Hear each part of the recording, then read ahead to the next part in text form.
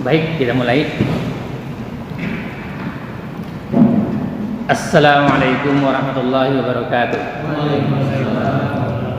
Innal hamdalillah nahmaduhu wa nasta'inuhu wa nastaghfiruh wa na'udzu billahi min syururi anfusina wa min sayyiati a'malina may yahdihillahu fala mudilla lahu wa may yudlil fala hadiyalah. Asyhadu an la ilaha illallah wahdahu la syarikalah wa asyhadu anna Muhammadan abduhu wa rasuluh. Allahumma salli wa sallim ala Muhammadin wa ala alihi wa sahbihi ajma'in. Amma ba'd. Ya ayyuhalladzina amanu taqullaha haqqa tuqatih wa la tamutunna illa wa antum muslimun. Ya ayyuhan nasu taqu rabbakumul ladzi khalaqakum min nafsin wahidah wa khalaqa minha zawjaha wa batta minhuma rijalan katsiran wa nisaa'a. Wattaqullaha alladzi tasaaluna bihi wal arham innallaha kana 'alaikum raqiba. Ya ayyuhalladzina amanu taqullaha wa qulu qawlan sadida yuslih lakum a'malakum wa yaghfir lakum dhunubakum wa may yuti'illaha wa rasulahu faqad faza fawzan 'azima. Alhamdulillahirabbil alamin. Petang ini kita masih diberi kesempatan oleh Allah Subhanahu wa taala untuk dapat menunaikan salat maghrib secara berjamaah. Kemudian kita lanjutkan mentadabburi ayat-ayatnya dan mengkaji hadis Rasulullah sallallahu alaihi wasallam yang hanya kepadanya lah kita berharap ridhonya agar kita dan keluarga kita dijadikan oleh Allah Subhanahu wa taala ahlul Quran dan ahlul jannah. Salawat serta salam semoga tercurah kepada Rasulullah sallallahu alaihi wasallam, Muhammad bin Abdullah beserta keluarganya, para sahabatnya serta pengikutnya yang senantiasa menegakkan sunnah-sunnah Rasulullah sallallahu alaihi wasallam hingga akhir kiamat kelak. Mari sama-sama kita buka dengan bacaan basmalah. Bismillahirrahmanirrahim. Karena yang ngajinya sudah, kalau kata orang Arab itu syekhun semua ya, sudah menjelang akhir, maka pelajarannya yang paling utama bagaimana kita menggapai nanti meninggalnya husnul khotimah. Karena kita yang udah tua-tua gini kayaknya udah nggak butuh apa-apa lagi ya. Apa yang mau dibutuhin coba? Rumah udah ada ya rumahnya. Kendaraan sudah punya, makan cukup, apa lagi? Kan tinggal pindah alam aja. Sama kayak orang kalau udah hamil 9 bulan itu udah tinggal pindah ke dunia. Modal saya ini udah nggak dibilangin apa, udah nggak apa lagi, cukup dengan makan dan minum saja kali ya, sama ibadah itu. Maka untuk menggapai bagaimana cara kita meninggal husnul khotimah, iya pelajarannya apa? Manajemen kolbu itu apa ya? Hati. Kita buka ayatnya dulu. Yang mana sih yang artinya hati itu ya? Hati itu kalau di ilmu kedokteran apa sih namanya? Hah? Liver ya? Adanya sebelah mana? Sebelah kanan apa sebelah kiri? Tengah. Buka dulu coba adanya. Ini mudah-mudahan nanti orang yang mengerti tentang ini kan Allah yang akan memberikan panduan orang itu bisa husnul khotimah. Dan tidak semua orang mengetahui ayat-ayatnya. Catat baik-baik, ada 3 ayat dulu ya, 3 ayat. Begini nanti, makanya pakai tulisan supaya nggak lupa. Pertama di surat Asy-Syu'ara, surat 26 ayat 88 dan 89. Ya, yang sudah ketemu silakan dibaca.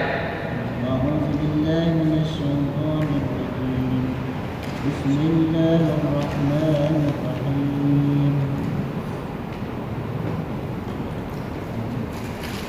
88 Ustaz. Iya. 88. Yauma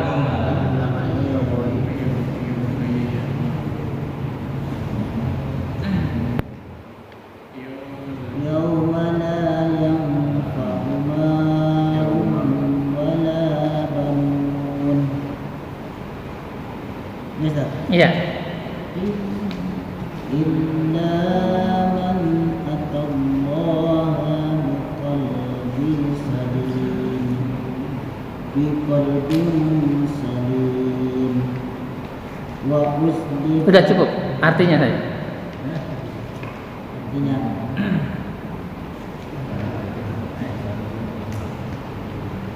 yaitu pada hari ketika harta dan anak-anak tidak berguna,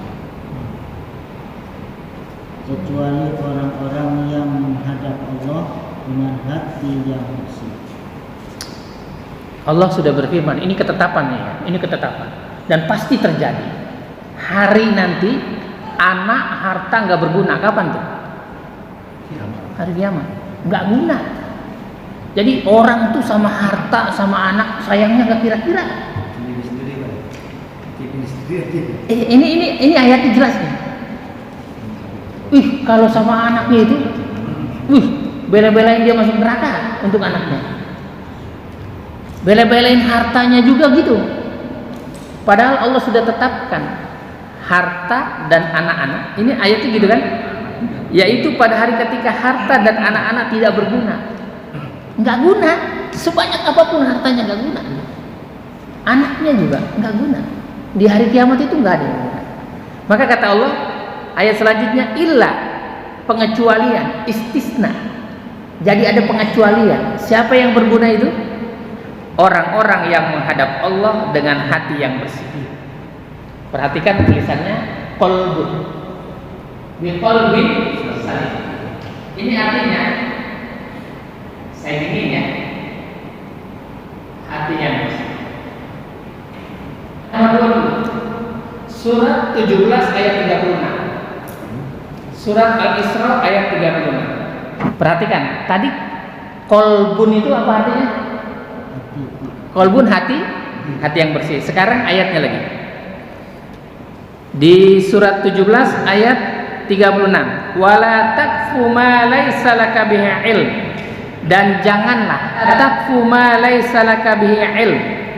Janganlah kamu mengikuti sesuatu yang tidak kamu ketahui. Kita itu suka ngikut sesuatu yang enggak kita ketahui enggak? Tuh anak-anak sekolah tuh tawuran itu kan dia juga nggak tahu apa yang dituju, betul nggak? Ikut-ikutan aja. Ada orang sholat ada, dia tahu ilmunya nggak? Dia puasa, tahu ilmunya nggak? Dia haji, tahu ilmunya nggak? Dia berkurban, tahu ilmunya nggak? Maka kata Allah, jangan. Wala takfu ma laisa laka bihi ilm. Dan janganlah kamu mengikuti sesuatu yang tidak kamu ketahui. Jangan. Inna sam'a, apa tuh artinya? Karena pendengaran. Inna sam'a wal basar, penglihatan. Ayatnya gitu kan? Penglihatan. Wal fuada, apa tuh artinya? Wal fuada. Saya garis lagi ya. Hati apa sih? Hati nurani. Sudah ketemu? Ya, silakan dibaca. Surat 7, surat Al-A'raf 205. Ada kan ayatnya sampai 205, ada kan? Ada ya? Kalau salah bilangin saya salah gitu Ustaz. Gitu. Sudah ketemu? Saya bacakan ayatnya. Wadhkur rabbaka fi nafsika, dan ingatlah Tuhanmu di dalam apa? Hatimu. Itu kok hati lagi tuh artinya? Hati lagi bukan? Iya. Artinya hati. Apa itu qalbu? Apa itu hati nurani? Apa itu nafsu? Maka kalau habis sholat, sebelum salam, pasti ada doa yang diajarkan oleh Rasulullah Sallallahu Alaihi Wasallam. Ya muqallibal qulub, tsabbit qalbi ala dinik. Itu hati bisa berubah-ubah, tergantung situasi dan kondisi. Hati itu bisa sedih, bisa senang, bisa jahat, bisa benar. Hati qalbun namanya. Qalbun, perhatiin baik-baik. Qalbun. Hati itu adanya di luar. Maka kenapa orang berzikir itu di dalam jiwa? Terakhir, kalau dia jiwanya benar, nafsunya benar, terakhir pasti dipanggil di surat Al-Fajr, ya ayuhan nafsul mutmainnah. Nafsul mutmainnah. Kalau yang di qalbun itu bisa nafsul amarah. Orangnya sering marah, melihat orang enak betul, Ada orang senang dia benci, ada orang celaka dia tertawa. Ini orang yang kayak gitu, nafsul amarah. Kenapa? Qalbunnya berubah. Maka kenapa sih kalau berzikir wadhkur rabbaka fi nafsika? Yang di surat 7205 ya? Sudah lihat ya? Dan ingatlah, suruh ingat. Zikir itu artinya ingat. Dan ingatlah Rabbmu. Pakainya Rabb di situ ya. Rabb itu artinya apa sih? Yang mengatur kita. Kalau orang mau diatur sama Tuhannya, maka dia aman hidupnya. Tapi kalau dia pengen ngatur sendiri, celaka dia. Wadhkur rabbaka fi nafsika tadarruan, dengan rendah hati. Nafsunya harus rendah, nggak boleh sombong, nggak boleh sombong. Kalau dia sudah sombong, sudah nggak kena, ya? Nggak boleh sombong. Dan rasa takut, karena ending dalam ibadah itu cuma dua, khaufun dengan roja. Dia rasa takut dan rasa harap. Takut dia akan dimasukkan oleh Allah ke dalam neraka, dan dia berharap masuk surga. Ayatnya apa di surat Al-Fatihah itu? Ihdinas siratal mustaqim, gitu kan? Itu artinya apa sih? Roja. Roja itu apa artinya? Berharap, minta dapat petunjuk dari Allah. Ihdinas siratal mustaqim, siratal ladzina an'amta 'alaihim, yaitu orang-orang yang telah Engkau beri nikmat. Siapa dia orang yang telah diberi nikmat oleh Allah? Di surat An-Nisa, jawabannya ada lagi semuanya. Di surat An-Nisa, orang-orang yang telah diberi nikmat adalah minan nabiyyin wasiddiqin wasyuhada'i wassalihin. Ini 4 orang. Ini orang yang diberi nikmat oleh Allah. Jadi orang yang nanti akan mendapatkan husnul khotimah, para nabi. Husnul khotimah enggak? Para nabi pasti. Minan nabiyyin. Kita orang kelompok para nabi bukan? Bukan. Oh, enggak ada nabi sekarang, nabi palsu kalau ada.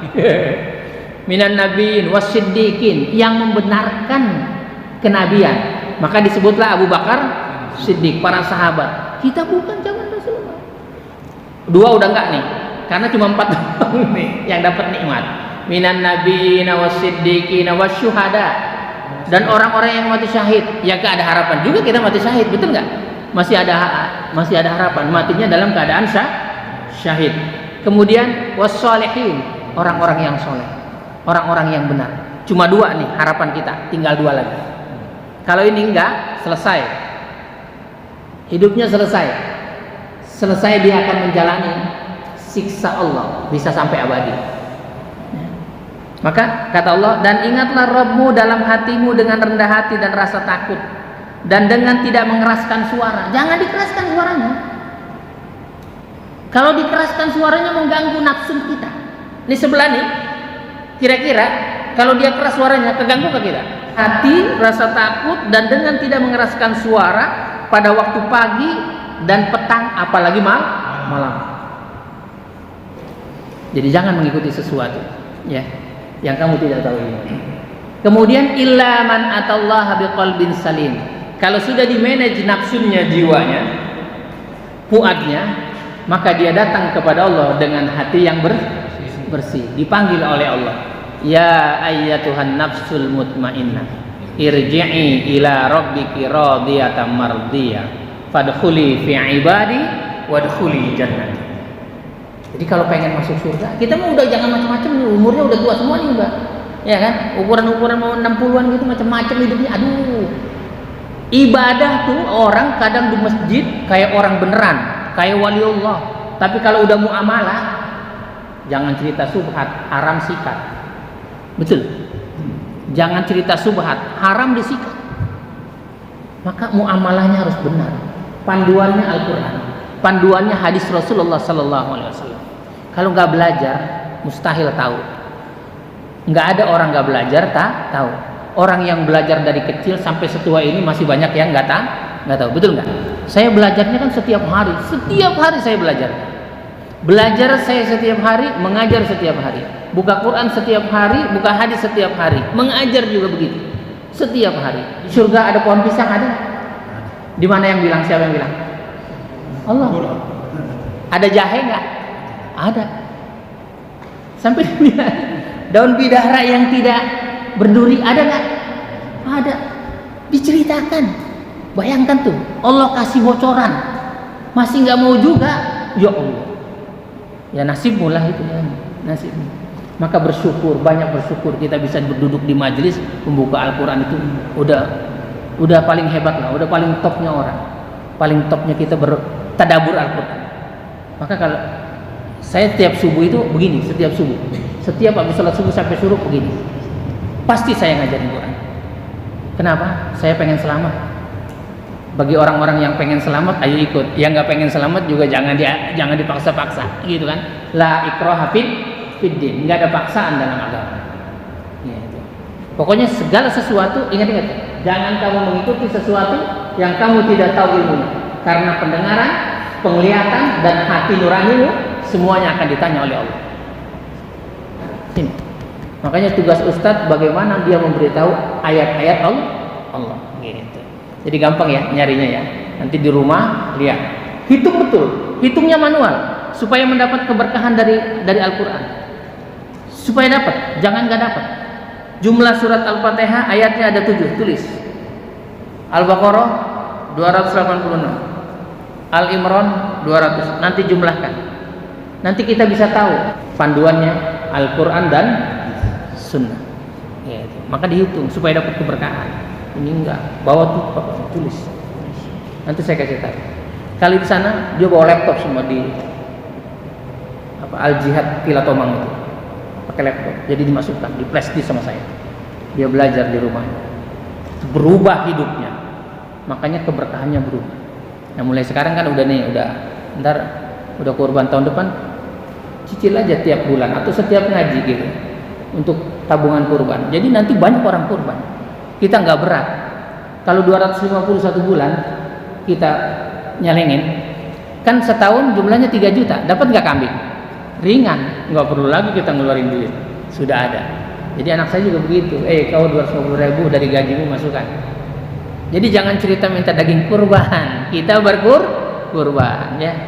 Ya itu saja yang dapat saya sampaikan. Mudah-mudahan kita termasuk orang-orang yang diwafatkan oleh Allah husnul khatimah dengan mempelajari Al-Quran dan Sunnah Rasulullah Sallallahu Alaihi Wasallam, dan Allah jadikan keluarga kita keluarga yang diberkahi, dan Allah masukkan kita ke dalam surga Aden yang mengalir di bawahnya sungai-sungai. Subhanakallahumma rabbana wa bihamdika asyhadu an la ilaha illa anta astaghfiruka wa atubu ilaik.